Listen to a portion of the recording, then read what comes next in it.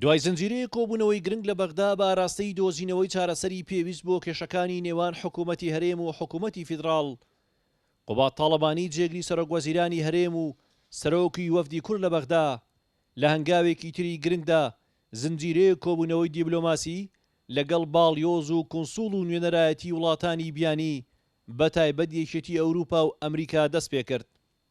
ئەم هەنگاوە دیبلۆماسی قوبات تاڵەبانی بۆ ڕوونکردنەوەی دۆخی دانوستانەکان و بەرچاوڕۆشنی زیاترە بە نوێنەرایەتی وڵاتانی بیانی تا وێنەی ڕوونی هەڵوێستی هەرێم لەسەر چۆنێتی چارەسەری کێشە هەڵپەسێدراوەکان و بە تایبەت پرسی شایستەدارایەکانی هەرێم بە دنیا بگەێنێت.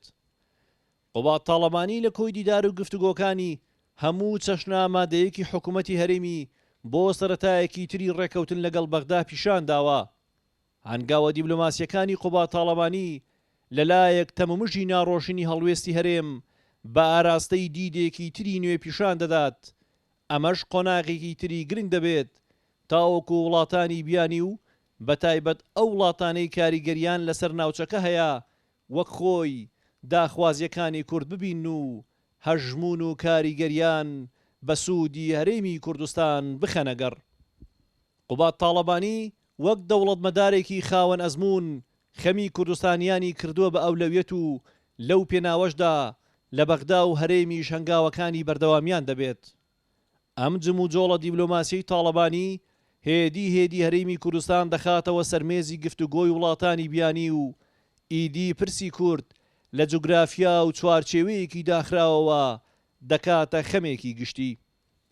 سەرکەوتنی دیبلۆماسیەتی قوبات تاڵەبانی نەک هەر لەم قۆناغەدا بەڵکو لە زۆر کاتی تری دژواریشدا کاریگەری گەورەی هەبووە.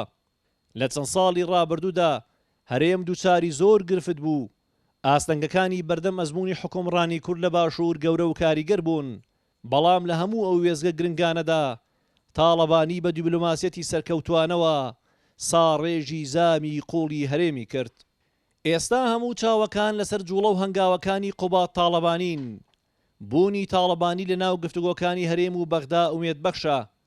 پشتیوانی وڵاتانی بیانیش کە قوبات تاڵەبانی وەک نەخشەڕێ ئەم قۆناغەکاری لەسەر دەکات ئەوەندەی تر هیوا و ئومێدی لای کوردستانیان دروست کردووە.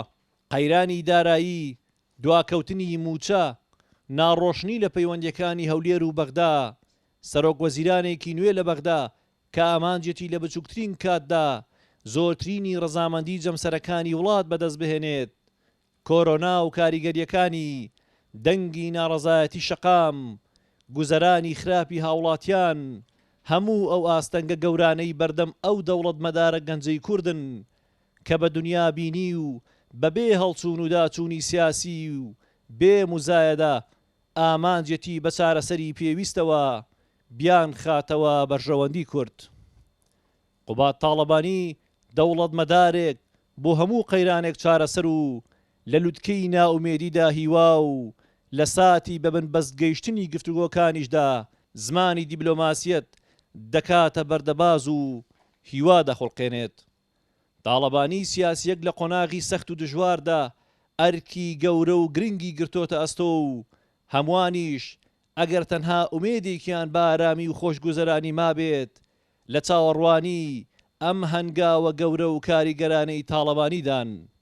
ئەو لەلایەک بەغدای کردو بە گۆڕەپانی گفتوگۆ و لەلایەکی تریش باڵیۆز و نوێنەری وڵاتانی تری بیانی بە دیبلۆماسیەتی سەرکەوتووە دەکاتە پشتیوانی هەرێم. هونەر ڕەسوڵ گەلی کوردستان.